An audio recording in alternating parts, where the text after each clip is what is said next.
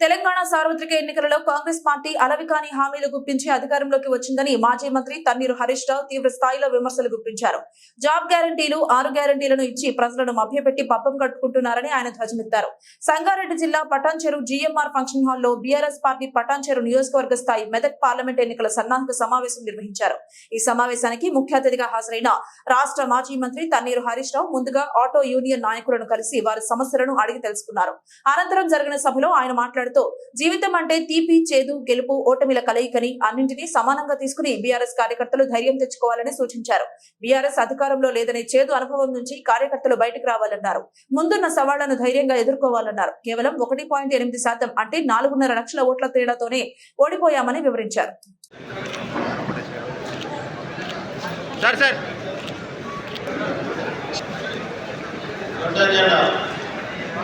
Vijay marketing committee మాజీ chairman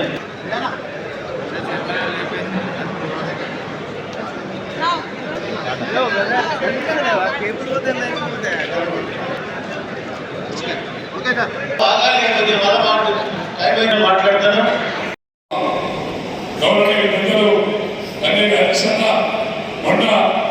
meeting పెట్టిండు, నిన్న భద్రాచలంలో పెట్టిండు, ఇలా పట్టణంలో పెట్టిండు, సాయంత్రం ఎల్బీ నగర్లో పెట్టిండు. ఇవాళకి 2.5 ఎకరాలు దాటలే ఇంకా రైతు బంధు డబ్బులు పట్టినటువంటి పరిస్థితి ఉన్నది. నాడు కేసీఆర్ గారు ఉండగా ఎప్పుడంటే అప్పుడు కరోనా లాంటి కష్టకాలంలో కూడా రైతు బంధు ఇచ్చిండు, రైతుల్ని కాపాడుకునే ప్రయత్నం చేసిండు మన కేసీఆర్ గారు. 10 ఏళ్లలో కేంద్ర ప్రభుత్వం ఎంత ఒత్తిడి తెచ్చినా నాగార్జున సాగర్ శ్రీశైలం ప్రాజెక్టులు, కృష్ణా మీద ఉన్న ప్రాజెక్టులను మనం ఢిల్లీకి అప్పచెప్పకుండా కాపాడి, కానీ 2 నెలలనే వీళ్ళ ప్రాజెక్టులను ఢిల్లీకి అప్పచెప్పిండ్రు. ఇవాళ మనకు మంచినీళ్ళు కావాలన్నా, కరెంటు కావాలన్నా, కాలువ నీళ్లు కావాలన్నా ఢిల్లీ నడుపుకునే పరిస్థితి తెచ్చిపెట్టింది. అవగాహన అయింది. ఎట్లయిపోయింది వీళ్ళ పాలన అంటే, ఆనాడు ప్రచారంలో అబద్ధాలు, నేడు పాలనలో అసహనం. ఇవాళ అబద్ధాలు. ఇవాళ ఎవరన్నా ప్రచారం చేసినప్పుడు ఓట్లప్పుడు అబద్ధాలు ఆడిందంటే సరే ఏదో గెలవడం కోసం చెప్పింది అనుకోవచ్చు, కానీ వీళ్ళు ప్రభుత్వంలోకి వచ్చిన తర్వాత కూడా ఇలా అబద్ధాలు మాట్లాడుతున్నారు. కనీసం ఇప్పుడైనా నిజాయితీగా పరిపాలించండి, ప్రజల కోసం పనిచేయండి, ప్రజలకు ఇచ్చిన 420 హామీలు అమలు చేసే బాధ్యత తీసుకోవాలని చెప్పి నేను వారిని కోరుతా ఉన్నాను. మరి మన కార్యకర్తలు, నాయకులు దయచేసి మీ అందరినీ కోరేది ఒక్కటే, ఇక్కడ తెలంగాణకు బీఆర్ఎస్ పార్టీ శ్రీరామ రక్ష. గల్లీలు ఎవరన్నా ఉండని, ఢిల్లీలు ఎవరన్నా ఉండని, కానీ తెలంగాణ ప్రజలను కష్టాల్లో ఆదుకునే విషయం, తెలంగాణ గొంతు విప్పే విషయం, తెలంగాణ గలాన్ని వినిపించడంలో బీఆర్ఎస్ పార్టీ మాత్రమే ముందు ఉన్నది అనేటువంటి విషయం ప్రజలకు చెప్పాలి. మనం ఎక్కడ అసలు ఇలా ఈ రాష్ట్ర ప్రభుత్వం రేవంత్ రెడ్డి గారు చిన్నగా స్టార్ట్ చేసింది. ఆ ఢిల్లీలో కాంగ్రెస్ గవర్నమెంట్ వస్తుంది, ఈ హామీలు అమలైతే వస్తుంది. ఆ ఢిల్లీలో గవర్నమెంట్ మొన్న ఆమె చెప్పింది అమ్మగారు మమతా బెనర్జీ గారు మాట్లాడుతూ, అరే 40 సీట్లు రావు మీ కాంగ్రెస్ పార్టీకి, మీకు దమ్ముంటే 40 సీట్లు తెచ్చుకోండి అని చెప్పి మాట్లాడింది మమతా బెనర్జీ. దేశం మొత్తం మీద 40 తెచ్చుకోండి అంటున్నారు. 40 సీట్లు రాని కాంగ్రెస్ పార్టీ కేంద్రంలో అధికారంలోకి వస్తుందా? ఇవాళ ఒక్కొక్క వికెట్ పోతుంది ఇండియా కూటమి నుంచి. మమతా బెనర్జీ పోయింది, నితీష్ కుమార్ గారు పోయింది, ఇలా ఢిల్లీ ముఖ్యమంత్రి కేజ్రీవాల్ గారు ఈ కూటమి నుంచి వెళ్ళిపోయింది. సిపిఎం పార్టీ కేరళలో కూడా కూటమి నుంచి వెళ్ళిపోయింది. అసలు మీ కూటమిలో ఉన్నదెవరు, మీ మీద అధికారంలోకి వచ్చేది ఎప్పుడు? దీన్ని బట్టి ఏమర్థమవుతుంది? రేవంత్ రెడ్డి గారు ఎన్నికలైన ఢిల్లీలో మేము గెలవలేదు అని వాళ్ళు ఇచ్చిన హామీలను ఎగవేయడానికి ఇప్పటి నుంచే రంగం సిద్ధం చేస్తా ఉన్నాడు.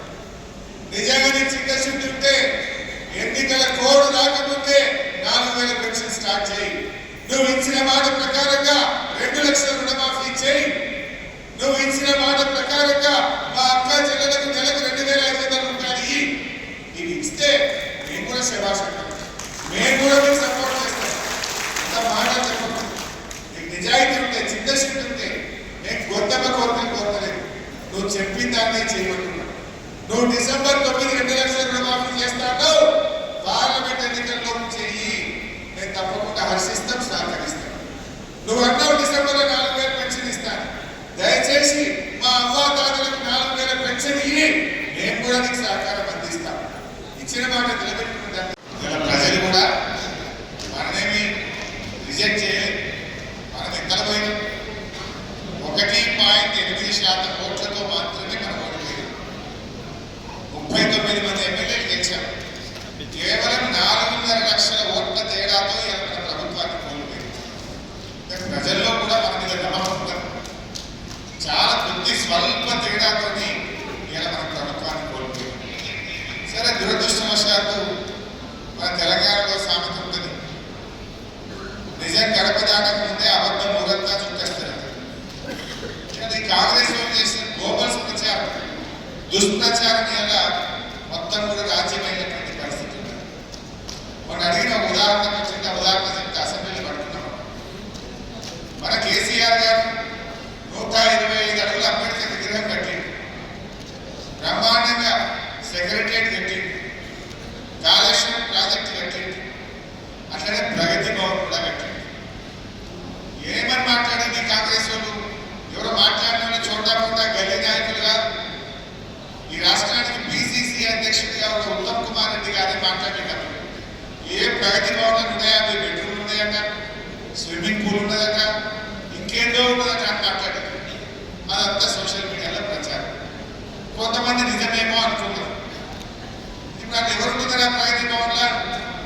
ఉప ముఖ్యమంత్రి బట్టి విక్రమార్క గారు పోయింది. మొన్న అసెంబ్లీ సమావేశాలు జరిగినాయి.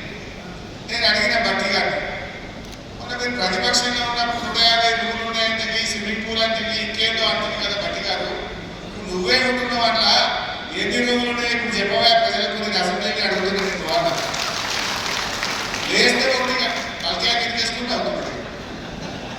ఏదన్నట్టు చూడా ప్రచారం అని ఉండేటి 5 రూములు ఎన్ని రకాలుగా చూడా ప్రచారం చేసిందంటే ఇది ఒక చిన్న ఉదాహరణ చెప్తాం.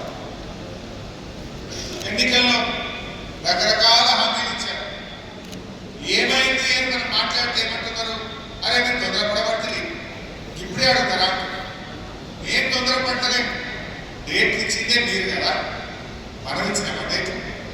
ఫుల్ పేపర్లలో ఫుల్ పేజ్ యాడ్ ఇచ్చి కొద్దిగా పేపర్ చూస్తే ఈనాడు, ఆంధ్రజ్యోతి, సాక్షి, ఏ పేపర్ అంటే చూడు, ఆ పేపర్లలో ఏది ఇచ్చింది యాడ్? ఇక మేము జాబ్ క్యాలెండర్ ఇస్తా ఉన్నాం, మా గవర్నమెంట్ రాగానే ఈ తారీఖు నాడు ఉద్యోగాలకు నోటిఫికేషన్ ఇస్తామని అన్నారు. అలా ఫిబ్రవరి 1వ తేదీ నాడు గ్రూప్ 1 ఉద్యోగాలకు మేము నోటిఫికేషన్ ఇస్తామని చెప్పి ఎలక్షన్ల ముంగట హస్తం గుర్తుకు ఓటేయండి అని ఫుల్ పేజ్ అడ్వర్టైజ్మెంట్ ఇచ్చింది. మరి ఇంతగా మొన్ననే ఫిబ్రవరి 1 పోయింది, వచ్చింది ఆ గ్రూప్ 1 నోటిఫికేషన్.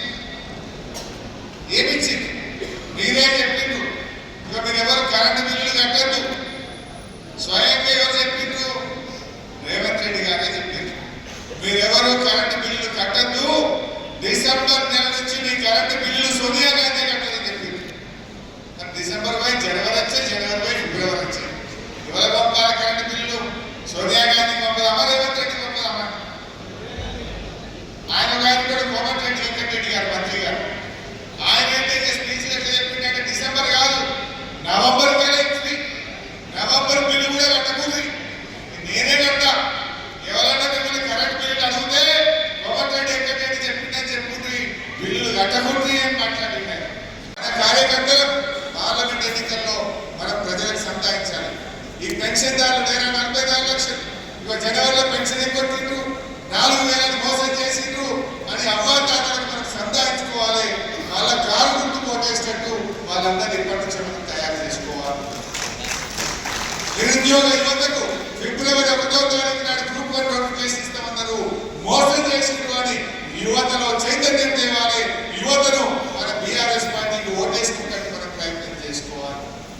రైతులు 2 లక్షల మాఫియాల కోసం, కరెంటు విషయంలో కోసం, 500 బోనస్ విషయంలో కోసం, ఈ విషయాన్ని రైతులకు మనం చెప్పాలి.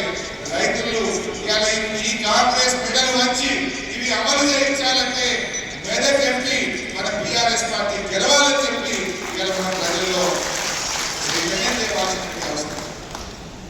మన భవిష్యత్తు బ్రహ్మాండంగా ఉంటుంది. మీ ఎవరికి ఏ కష్టం వచ్చినా ఎక్కడ అదే మనకండి. ఇది ఒక చిన్న స్పీడ్ బ్రేకర్ లాంటిది. రోడ్డు మీద కారు పోతుంటే, మోటార్ సైకిల్ పోతుంటే, ఒక స్పీడ్ బ్రేకర్ వస్తే బండి మెల్లగైతే రాక అది దాటగానే గ్యారెంటీ భవిష్యత్తు మనదే ఉంటుంది. కాంగ్రెస్ పార్టీ ఈ దేశంలో ఏడ కూడా 5 ఏళ్ళు పాలన చేయలేదు. మన రాజస్థాన్లో గెలిచిండ్రు 5 ఏళ్ళకే ఇంటికి పోయింది. ఛత్తీస్గఢ్లో గెలిచిండ్రు 5 ఏళ్ళకే ఇంటికి పోయింది. రేపు కూడా తప్పకుండా మనమే గెలుస్తాం. ప్రజల్లో ఆలోచన ఉండదు, మనం ఎంత మంచిగా చేసిన పటాచరువులా. అరే అమీర్పూర్లో ఇదే కాంగ్రెస్ గవర్నమెంట్ లో తాగడానికి నీళ్లు దొరకక మంచినీళ్ళ బిడ్డలు పడుతున్న మా అక్క చెల్లెలు కొట్లాడుతుంటే ఇవాళ అమీర్పూర్ కానీ బొల్లారం కానీ మా తెల్లాపూర్ కానీ ఇవాళ పటాచెరువు పట్టణంలో కానీ ప్రతి ఇంటికి స్వచ్ఛమైన నీళ్లు ఇచ్చి అక్క చెల్లెలు కష్టాలు ఇచ్చింది. కరెంటు కష్టాలు తెచ్చినాం, నీళ్ల కష్టాలు తెచ్చినాం, మంచి మార్కెట్లు కట్టినాం, మంచి రోడ్లు వేసినాం. ఎమ్మెల్యే గారు రాత్రి మౌలు కష్టపడ్డాడు. ఆయన నిరంతరం ఎప్పుడు వచ్చినా పటాచెరువుకు ఇది కావాలి అది కావాలని కొట్లాడుతున్నాడు. ఇక్కడ ఆర్డీఓ ఆఫీస్ కానీ సబ్ రిజిస్ట్రేషన్ ఆఫీస్ కానీ కొత్త మండలాలు కానీ ఇట్లా ఎన్నో మంచి విషయాలు మనం చేసుకున్నాం. ఇంకా కూడా రాబోయే రోజుల్లో తప్పకుండా మన ప్రజల పక్షాన్ని కొట్లాడతారు. మీరు బాగా పనిచేయండి, యాక్టివ్గా క్రియాశీలకంగా ఉండండి, ప్రజల్లో చైతన్యం తీసుకురండి. అన్ని రకాలుగా మేము మీకు అండగా ఉంటాం. మనం ఎందుకంటే ఎంపీ కూడా గెలవడం చాలా ముఖ్యం. వాళ్ళు వీళ్ళు మాట్లాడతారు. బీజేపీలో ఎంపీ గెలిచిన బండి సంజయ్ గారు ₹1 తెచ్చిందా కరీంనగర్? లేదు. అరవింద్ గారు గెలిచిండు దొంగ బాండ్ పేపర్ రాసి అయిందా ఏమన్నా? ఇవాళ బీజేపీ వాళ్ళు కానీ కాంగ్రెస్ వాళ్ళు గెలిచిన తెలంగాణకు మేలు జరగదు. తెలంగాణ హక్కులు కాపాడాలన్నా, తెలంగాణ గలం గల్లీలో ఢిల్లీలో వినిపించాలన్నా బీఆర్ఎస్ పార్టీ ఎంపీని గెలవాలి. బీఆర్ఎస్ గెలిస్తే చెప్పాలి. మోసం చేసే ప్రయత్నం చేసింది. రైతు బంధు ఆ రోజు నేను స్టేట్మెంట్ ఇచ్చిన, ఇక రేపటి నుంచి రైతు బంధు పడ్డాయి. ఎన్నికల కమిషన్ అనుమతి వచ్చిందంటే పోయిండు ఎలక్షన్ కమిషన్ కు కంప్లైంట్ ఇచ్చి రైతు బంధు ఇవ్వకుండా ఆపండి. రేవంత్ రెడ్డి గారు మాట్లాడాడు, ఇప్పుడైతే 10,000 వస్తాయి, నేను గెలవగానే 15,000 రూపాయల రైతు బంధు ఇస్తాను.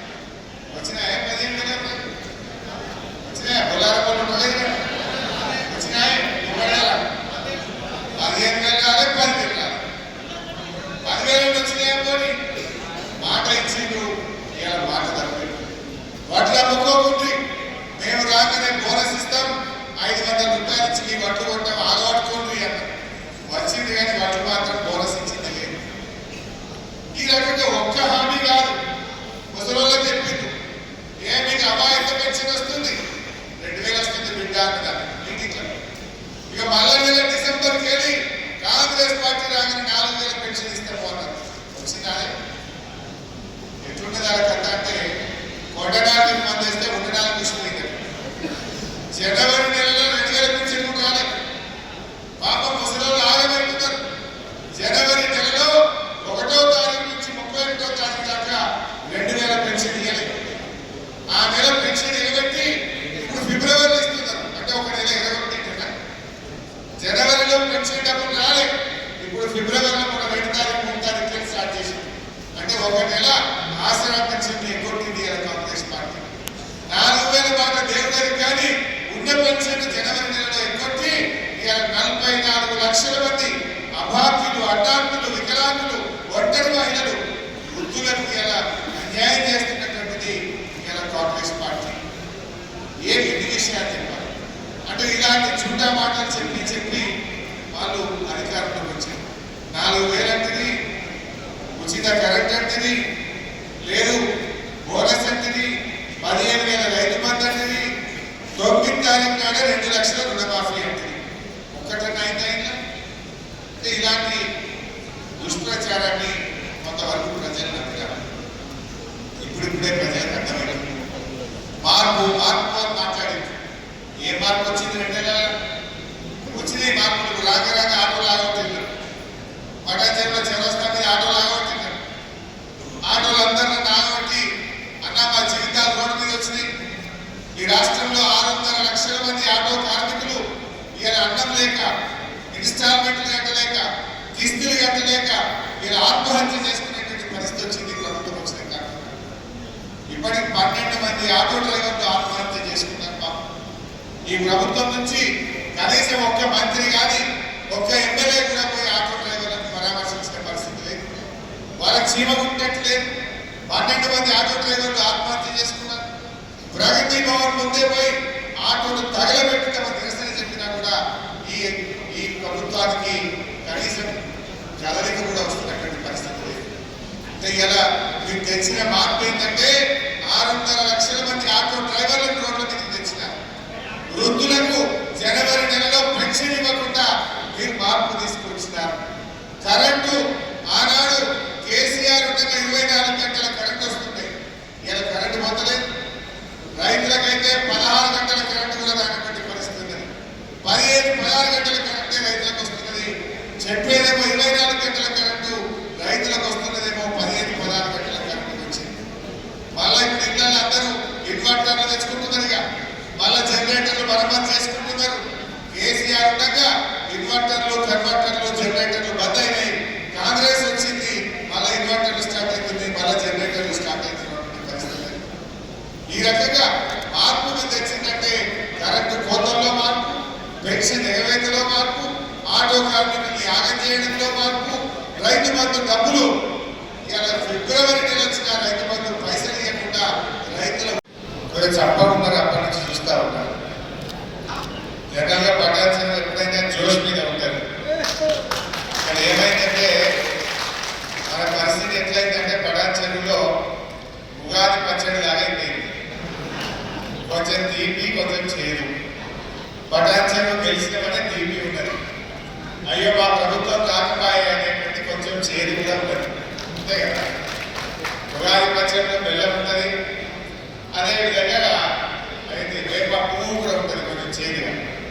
సో ఆ తీపి చేదుల కలయికలో ఉన్నట్టు కనబడతా ఉంటారు మీరందరూ. కానీ ఏం బాధపడద్దు. మీరు ఒక చిన్న కథ చెప్తాను, కొంచెం మీకు జోష్కి రావాలి. వెనకటికి ఒక రాజుగారు ప్రజా దర్బార్ నిర్వహిస్తూ ఉంటే రాజుగారికి ఎవరో వచ్చి మంచి బ్రహ్మాండమైనటువంటి కత్తి ఒకటి రాజుగారికి బహుమానం ఇచ్చింది. ఆ రాజుగారు కత్తి చూసి బాగుందని అటు ఇటు తిప్పుతా ఉన్నాడు.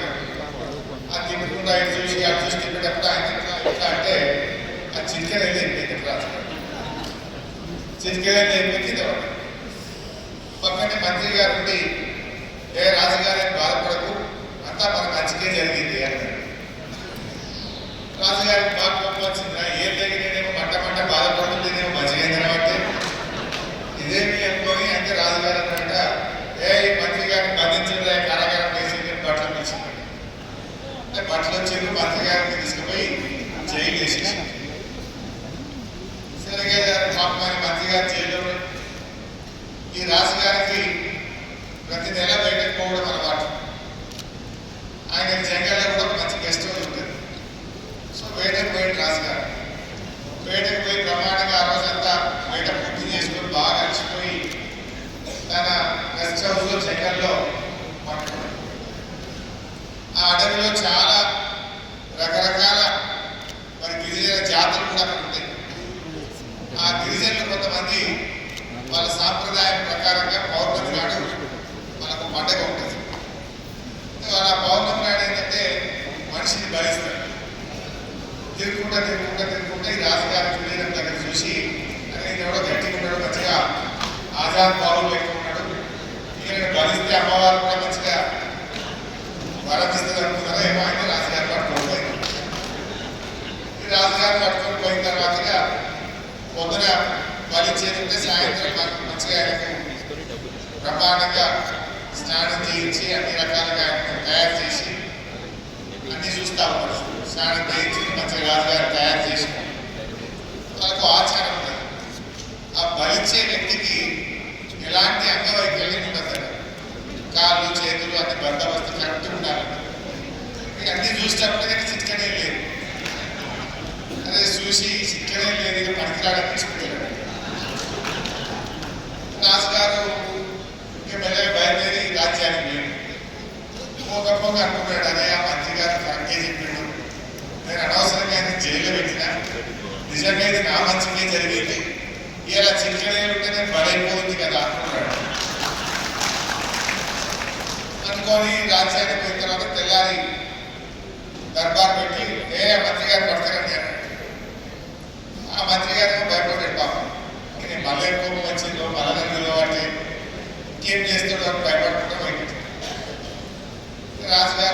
మంత్రి గారిని కూర్చోబెట్టుకొని మంత్రి గారు బాగా ఆ రోజు ఎందుకు చెప్తావు నాకు తెలియదు కానీ ఇక మీ వల్లనే నేను బతుకున్నా నేను మళ్ళీ రాజ్యానికి వచ్చినా లేకపోతే మీకు కనవడం పోతుంది అన్నాడు.